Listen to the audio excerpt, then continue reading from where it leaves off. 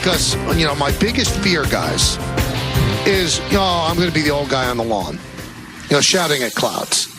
Yeah, well, yeah. And you know what? Maybe I am sometimes. But when Peter, who's young and hip and fresh, if he brings it up, it kind of opens the door for me just a little bit to climb through. A little bit. The portal. What exactly has happened to the coarsening of our society where a guy who went to Duke, a bright guy, just drops an F-bomb? Why? On live TV. Is that okay now? Is that okay? No. So maybe the FCC should change all these rules, too. I mean, this guy just dropped it, and it's not just J.J. Redick, but this is a man of authority right now. People use the F word like it's nothing now. Let's go back to yesterday, shall we? Everyone gathered around in Los Angeles to hear the words of the new, well-dressed head coach, Jonathan Jacoby Redick.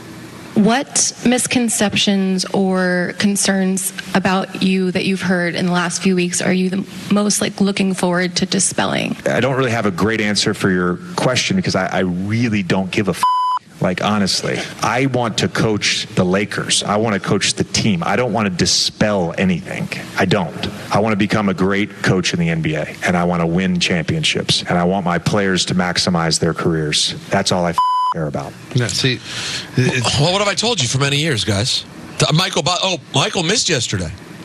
Yeah, he had a little bit of it was a controlled meltdown. He just went right after JJ. Don said he was physically scared of me. He said I was giving real Dahmer. I wore the Dahmer glasses. Yeah, he had the serial killer vibes. Because Michael, something's been unsheathed. Something's been awoken inside of me by seeing JJ Redick in this role. Oh, Dookie filth. Things were said yesterday. Well, you never liked him anyway, even when he worked here. You could smell the sweat of Mike Krzyzewski's you-know-what dripping down his suit. I was never a fan for a lot of reasons basketball-wise. But yesterday, I'm telling you, prepare for a J.J. Redick as a head coach. When you talk about the coarsening of society, however you described it, he is going to have the smugness of a long-time NBA coach.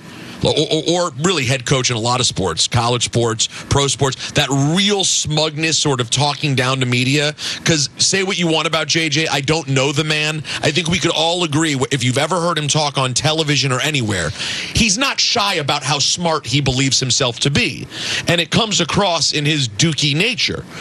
But it's going to be a mix of that sort of old school smugness, Michael, and obviously no problem cursing on his first day at the job. But then it's going to be mixed with the modern day constant defense of everything that is new. Because part of his brand is, I'm young, I'm a player's coach, I get this league. It's going to be a rich mix of annoying. Well, it's interesting because, there are different levels of media. So if you want to curse on a podcast, right? And everybody does. It's because, that person that's listening to has chosen to listen to that podcast. But people that were watching the Lakers broadcast live, they're proudly introducing the coach, and he drops that F-bomb. Again, I don't want to be that old man, but I would ask J.J. Redick, do you care that there might have been a 10 or a 12-year-old listening? Because I don't want my kids to talk like that. I think a lot of society, they don't care anymore. Well, it's fine. I'm kind of in between. I don't think it's a great look, for sure. Last night during the Stanley Cup celebration, if you notice, there were times where ABC would mute the sound because there was probably a player on the ice. The mic picked up an F-bomb or something. They're celebrating winning the Stanley Cup. Maybe they don't realize that they're mic'd. Should they use proper language? I guess, technically yes, but in the sheer emotion of it all, if you're overcome with something or you're angry and something slips out, but it's just in general conversation at your press conference introducing you to the media, you just flippantly use that language. I think it's a bad look. I'm sorry. It has nothing to do with age. And even going as far as to say, well, what if my 6-year-old was watching that that press conference. I mean, I think you have to understand, like with Marco and Jalen, Michael, I can't cover their ears for everything. I mean, they know a bad word. They're just not allowed to say it. And if it's heard, that doesn't give them permission to say it. I try to make that clear because I realize I can't cover their ears every time we walk down the street, every time I'm flipping around on the television. But what I would say to JJ or anybody else that defends it is like, that's not a moment of passion. That's not the heat of the moment. That's just using that language for the sake of using it in an introductory press conference. To me, I just think it's a bad But look. You know what he was doing? Have to go Here's there. what he was doing, and I think it leans toward what Peter was saying. Look how cool I am.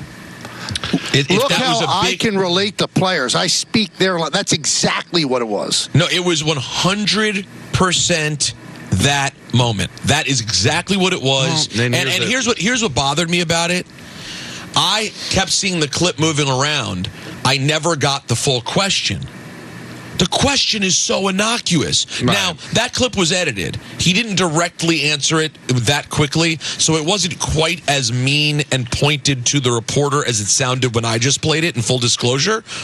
But, Michael, it was such an unnecessary curse. Like, if you wanted to deliver the point, which is, I don't care about expectations, all you had to do was easily say, can I be honest with you? All I care about is winning. Like, I really don't. I have no issues with what people think about me. They're dropping an F-bomb so needlessly. It was wet. I don't care how old you are. It was corny. And I'm glad you said needlessly because, Michael, if that's an attempt to say that I relate to the players, that's trying too hard, bro.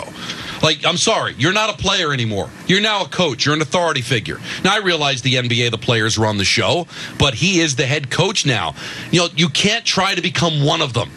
Now, you might be a player's coach and give them some leeway or some leash for certain situations, but I think where you lose is when you try to be one of them. You're not.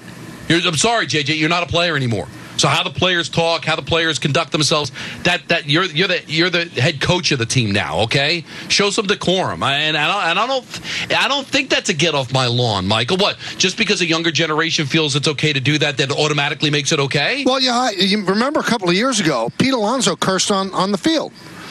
To Steve Gelbs, and I think that was wrong. I just don't get it. I don't get it. In public decorum, you shouldn't be speaking like that. If you want to do that in private, if you want to do that in the clubhouse, go for it. Go for it. I understand it. The three of us, our language is filthy when we're off the air. Of course. But when you're talking to the public and you don't know who's listening, my goodness. But even in the Pete Alonso or a player in the post-game press conference, in a post-game on the field right after the game is over, there's a reason why there's that 10-minute cool down period, right, before you speak to the media, because there could be moments. So after a walk-off win, he drops an F-bomb. All right, it's not appropriate. I'm not going to defend it, but I in a way, I kind of understand. He's excited. He's in the moment. When you have a press conference, you're being introduced as the head coach of the Los Angeles Lakers. That's something you prepare for, you get ready for, because that's the first impression that you're going to leave for that fan base. So you're prepared, you would think, for one of the biggest moments of your life. So what you did then, to me, it didn't just slip out. It was strategic. He did it on purpose.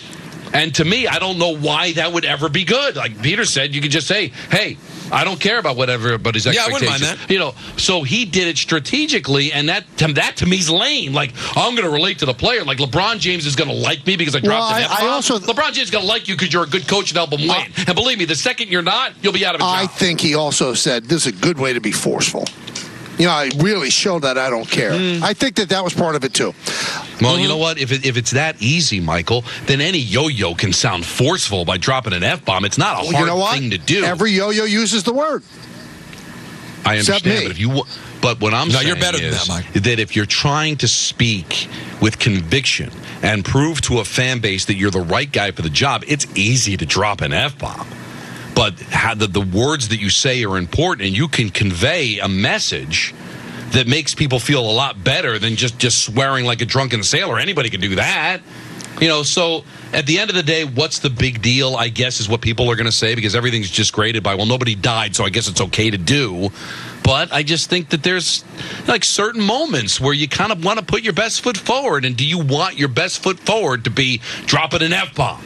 Like, look at me, I'm a tough guy. I swear. I swear to you, I would rather, for me, And I'd be curious to hear from younger people, younger than me, people in their 20s, how they reacted to it. Because maybe it's not an age thing, maybe it's not.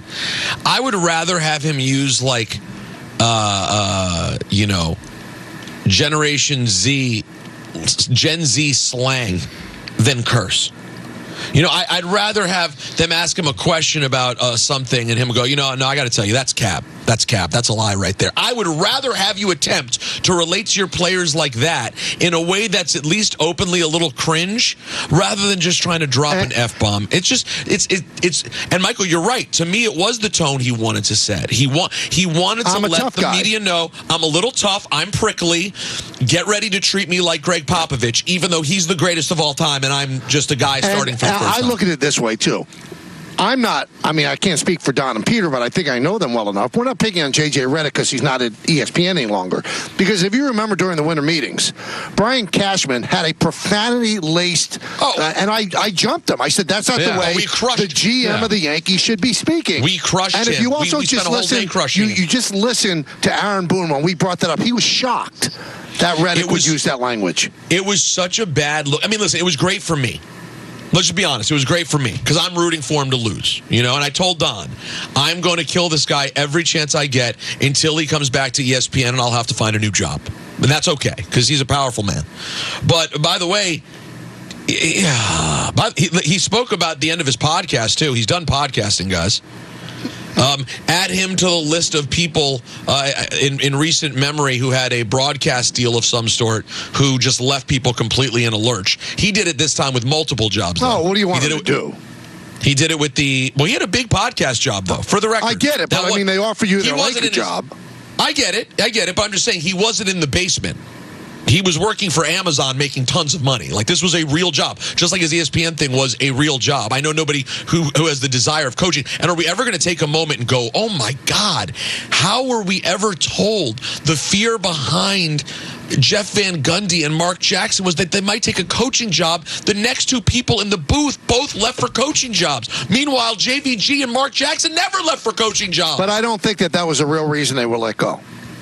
No, and by the way, you know how I feel. There's some other reason that we don't know about why Jeff Van Gundy and Mark can't get a head coach job. I know Jeff got a ring now with the Celtics in some capacity as an advisor, and now apparently he's with the Clippers doing some sort of lead assistant, being lead assistant, and that's like a step. But isn't it weird? Is that the path that you thought Jeff Van Gundy needed to take back to the head coaching ranks?